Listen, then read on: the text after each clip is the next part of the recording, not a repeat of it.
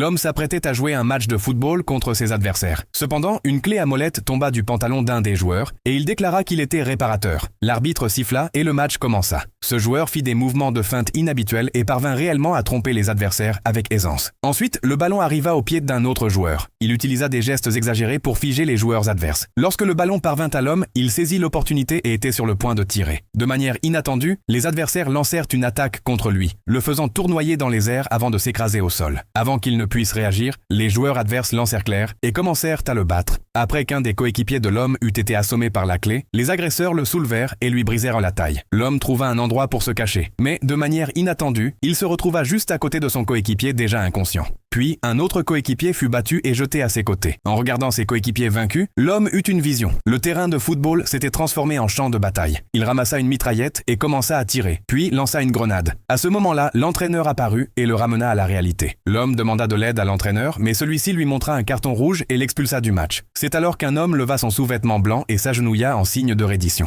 Les autres coéquipiers se sentirent humiliés par cet acte. À cause du comportement de cet homme, leur esprit combatif se raviva. L'homme sentit également une énergie inhabituelle émanée de ses coéquipiers. L'entraîneur se retourna et vit que tous les joueurs avaient retrouvé leur force. L'un des joueurs adverses attaqua par derrière, mais l'homme esquiva facilement et frappa sa tête contre celle de l'adversaire. Il courut ensuite vers le ballon, le ramassa et lorsqu'il ouvrit les yeux, des flammes apparurent derrière lui. Il passa le ballon à un autre coéquipier. Ce joueur contrôlait le ballon avec ses pieds, tout en tournoyant rapidement, renversant quiconque s'approchait. Puis un autre joueur reçut le ballon. Bien qu'il fût très gros, il s'éleva lentement dans les airs grâce à ses compétences en kung-fu et fit une passe aérienne à un autre coéquipier. Ce joueur absorba le ballon avec son ventre et résista facilement aux attaques des adversaires. Même lorsque la clé à molette se plia, il resta indemne. Ensuite, le ballon fut passé au gardien. Les adversaires lui lancèrent dans leurs chaussures, mais il utilisa aussitôt son kung-fu pour enrouler le ballon avec les baskets et le passa à son coéquipier. Après s'être échauffé, l'homme donna un puissant coup de pied dans le ballon. Le tir projeta un adversaire dans les airs, et le ballon vola en avant, tordant le poteau du but et effrayant les adversaires.